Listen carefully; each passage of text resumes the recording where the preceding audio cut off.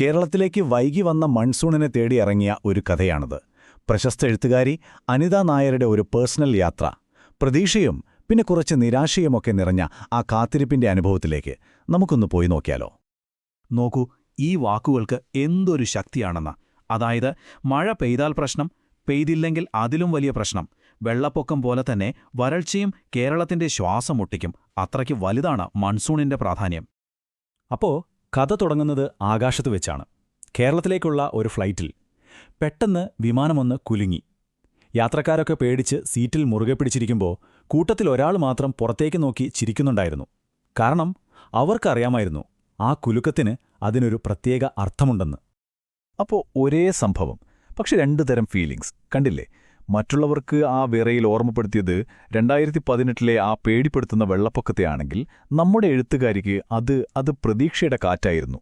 വൈകി വരുന്ന പ്രിയപ്പെട്ട മൺസൂൺ, അതിന്റെ വരവറിയിക്കുന്ന കാറ്റ്. സത്യത്തിൽ ഈ യാത്രയുടെ ഉദ്ദേശം തന്നെ അതായിരുന്നു. ഏകദേശം 6 ആഴ്ചയായിട്ട് ഒളിച്ചും പാത്തും കളിക്കുന്ന മൺസൂണിനെ ഒന്ന് നേരിൽ കാണണം. ആ പഴയ ബന്ധമൊന്ന് പുതുക്കണം. അതിനുവേണ്ടി മാത്രമുള്ളൊരു യാത്ര. പക്ഷേ കേരളത്തിൽ ലാൻഡ് ചെയ്തപ്പോണ്ടല്ലോ കണ്ട കാഴ്ച നേരെ തിരിച്ചായിരുന്നു. ആകാശത്ത് പ്രതീക്ഷയുടെ മേഘങ്ങളൊക്കെയുണ്ട്, പക്ഷെ താഴെ ഭൂമി ദാഹിച്ച് വാരണ്ടു കിടക്കുകയായിരുന്നു. അന്നൊരു ജൂലൈ 17 ആയിരുന്നു. അതായത് കർക്കിടകം 1. ശരിക്കും പറഞ്ഞാൽ കേരളത്തിൽ മഴ തിമിർത്ത് പെയ്യേണ്ട സമയം. പക്ഷേ അനിതയുടെ അമ്മ പറഞ്ഞത് അന്ന് ആകാശം ഒരു ഇരുണ്ട ചാരനിറത്തിൽ മൂടിക്കെട്ടി നിൽക്കുകയായിരുന്നു എന്നാണ്. ഒരു വാക്കുപോലും മിണ്ടാതെ. ആകാശത്ത് അങ്ങനെയൊക്കെയായിരുന്നെങ്കിലും താഴെ ഭൂമിയിലെ യാഥാർത്ഥ്യം വേറെയായിരുന്നു. ചുറ്റുമുള്ള പച്ചപ്പിനൊക്കെ ഒരു വിളറിയ നിറം, ജീവനില്ലാത്ത പോലെ. മഴയില്ലാത്തതിൻ്റെ ആ ഒരു നിസ്സഹായത അത് ശരിക്കും വിളിച്ചു പറയുന്നുണ്ടായിരുന്നു.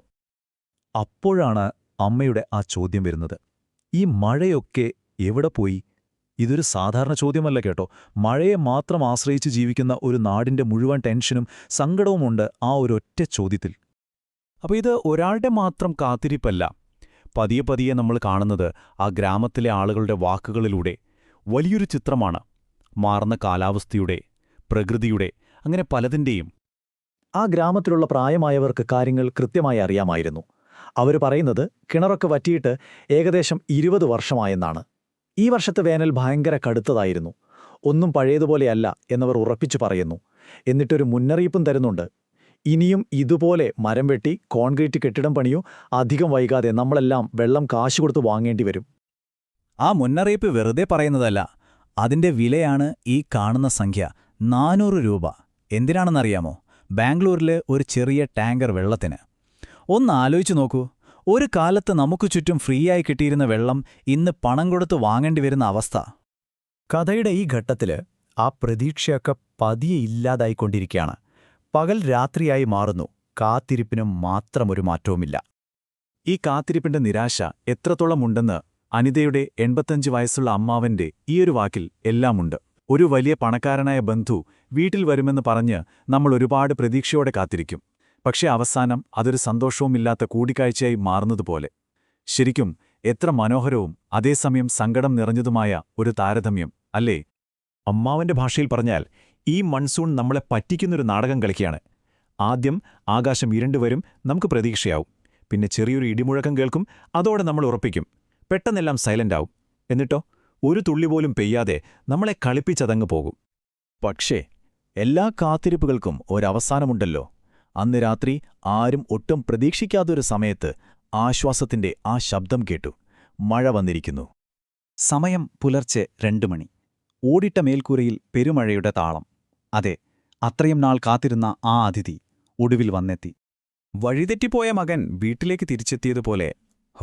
ആശ്വാസത്തിന്റെയും സ്നേഹത്തിന്റെയും ആ ഒരു തിരിച്ചുവരവിനെ ഇതിലും ഭംഗിയായി എങ്ങനെയാണ് പറയാൻ പറ്റുക, അല്ലേ? നേരം വെളുത്തപ്പോഴും ആ മഴയുടെ സംഗീതം നിന്നിട്ടില്ലായിരുന്നു. മഴ പെയ്യുമ്പോൾ പുതപ്പിനടിയിൽ ഒന്നുകൂടി ചുരുണ്ടുകൂടി കിടക്കാൻ ഒരു പ്രത്യേക സുഖമല്ലേ? അതാണ് മൺസൂൺ തരുന്ന ചെറിയ പക്ഷെ വിലമതിക്കാനാവാത്ത സന്തോഷങ്ങളിലൊന്ന്. അപ്പോ ഈ യാത്ര ഇവിടെ അവസാനിക്കുമ്പോൾ എഴുത്തുകാരി നമ്മളോടായി ചില ചോദ്യങ്ങൾ ചോദിക്കുകയാണ്. ഓരോ മഴത്തുള്ളിയും എന്ത് കഥകളായിരിക്കും നമ്മളോട് പറയുന്നത്? എന്തു പാഠങ്ങളാവും അത് നമ്മളെ പഠിപ്പിക്കുന്നത്? എന്തൊക്കെ സമ്മാനങ്ങളായിരിക്കും അതിൽ ഒളിപ്പിച്ചു വച്ചിട്ടുണ്ടാവുക? ഈ ചോദ്യങ്ങൾ നിങ്ങൾക്കും നൽകിക്കൊണ്ട് നമുക്ക് ഈ വിവരണം ഇവിടെ അവസാനിപ്പിക്കാം.